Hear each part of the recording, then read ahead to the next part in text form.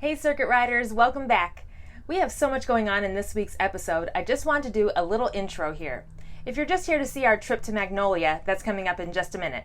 But stay tuned because we also found some other fun things to do around Waco, and we made some new friends, and we experienced our first tornado warning ever, and we got to try out some local cuisine.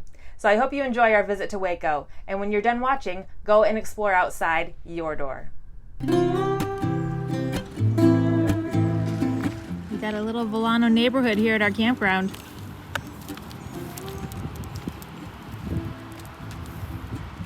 This one next to us has invited us over for cocktails on Friday. We're gonna have a little Volano powwow. And so there's some other states that we saw parts of, but not enough of. Yeah. So we still have some places Still to going. In Alaska, we have a tentative 2023 Alaska. We just had a wonderful little cocktail hour with our neighbors, the Volano people. There was 3 Volano rigs here, including ours this week, plus 1 Tiffin motorhome. Like we all got together. Yeah, we all got together around the circle, and we had drinks and a wonderful talk. It was so nice to meet new people who are our own age and our own life stage, and just talking about life on the road. Really great. Everyone's full timers, and some have been doing it for a little while. Some are pretty new. Some are in between, like us. So that was fun to start talking about that too. Yeah. It's a beautiful day. Let's go to Magnolia. Our campground is just shy of an hour north of Waco, and we love Magnolia. We've been here once before, and so we definitely wanted to come and have a trip today. I'm sure you know all about Magnolia. It's the shopping and dining section of downtown Waco that was made by Chip and Joanna Gaines of Fixer Upper fame. And we love their style. We were here once before, a few years ago, before we started RVing. You can see the silos behind me right here, and this whole area is their Magnolia area. And I think there's a new part that just opened this year around where this church is. I think they renovated the church, and I'm not sure what's in there, but we're gonna go check it out and we'll show you.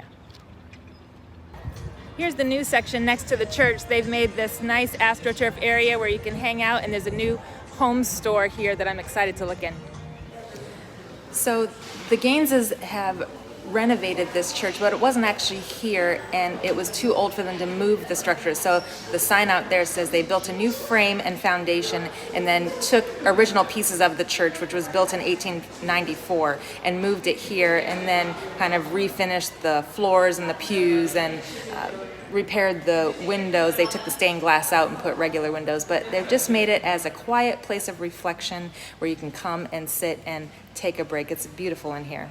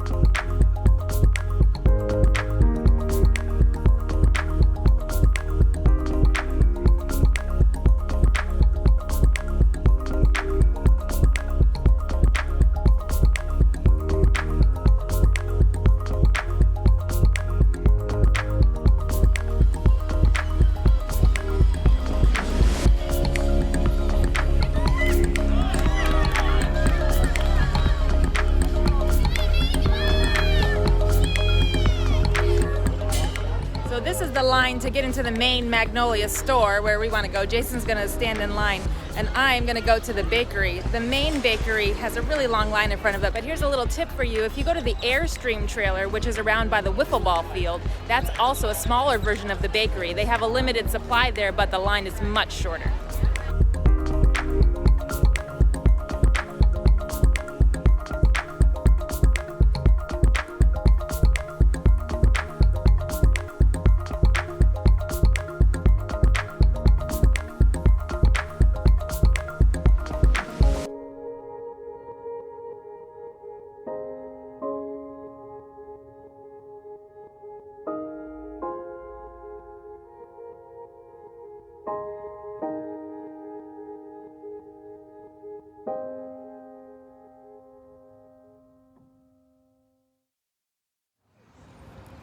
If you're a fan of Fixer Upper, you know what this place is. It's Jimmy Don's Ironworks. And I think I see Jimmy Don standing right out in front there.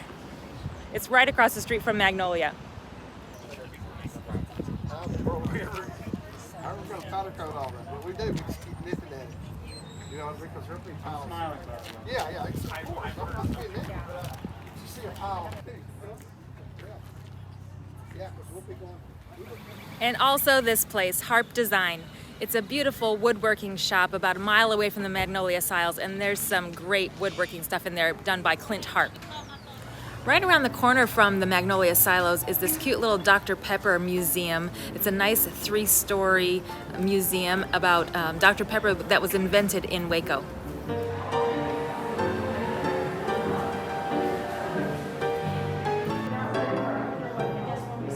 What is hot Dr. Pepper? Like a punch?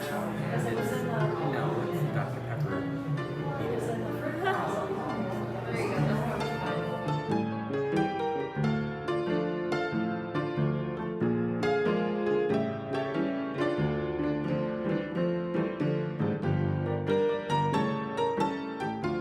Well, it's been a pleasure meeting you folks. Now, if you'll excuse me, I'm going to finish up here, buy some more cigars, and get back to work.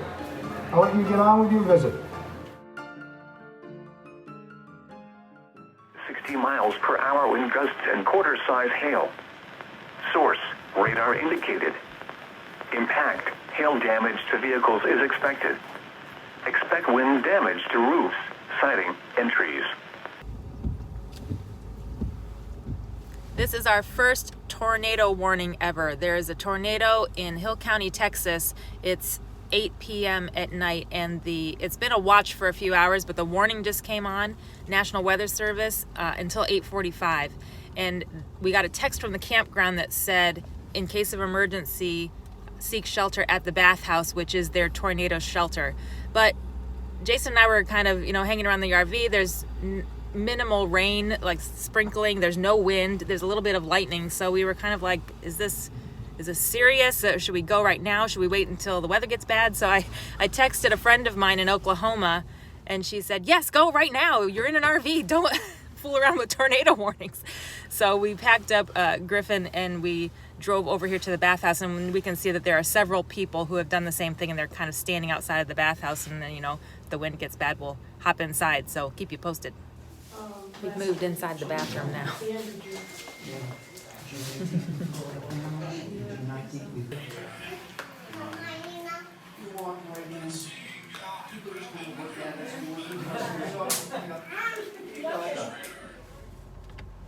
Okay, it's 8:55 and all is well.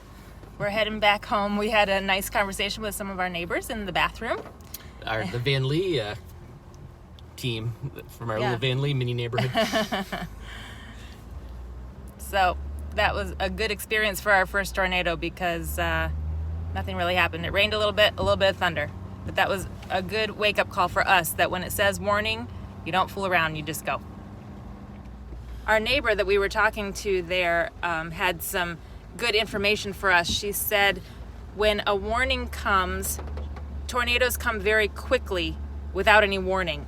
So you shouldn't wait until you see swirling clouds or the wind gets bad or the rain gets bad. As soon as the National Weather Service issues a warning, you should go. Because right before the tornado hits, she said everything will go flat, which I think means the wind will die down, it will be very calm, and nothing's going on, and then all of a sudden the tornado will hit. She said there's no time to do anything when that hits. Once it goes flat, you better run, because if you're in your car or in your house, you're not getting anywhere when that tornado hits. So that was really good for us to hear. We're from New England, we're used to thunderstorms and blizzards and things like that, but we have no experience with tornadoes. So I said to Jason, this is why people stay in Florida until April and they don't come to Texas in the spring, which we might take into consideration in the future. Yeah. Take blizzards over tornadoes any day. I would as well. All you need to do is just keep putting wood on the fire. Yep. Just a couple days of digging out and you're done.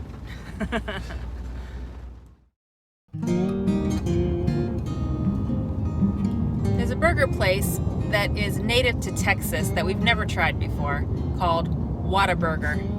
and it's got a Howard Johnson looking orange peaked roof. And I have no idea if they're any good or not, but we've decided that since they're local, fairly local, that we have to try it. So we're gonna try it for dinner tonight. Is it a burger?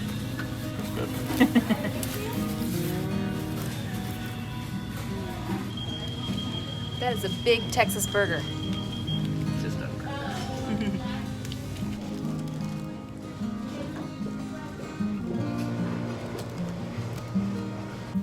Delicious. I'm a big fan of Whataburger, and I cannot even fathom the last time I ate a fast food burger and fries.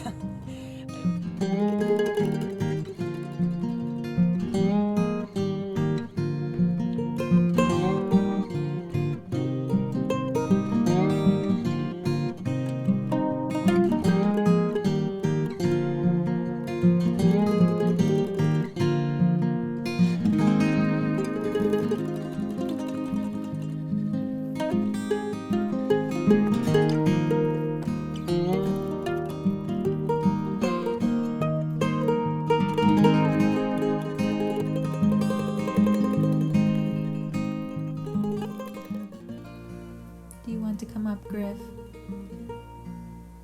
You can, if you want to. But you don't have to.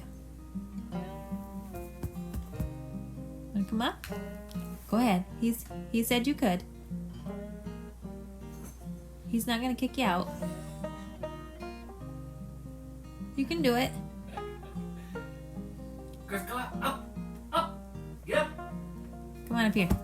Good boy.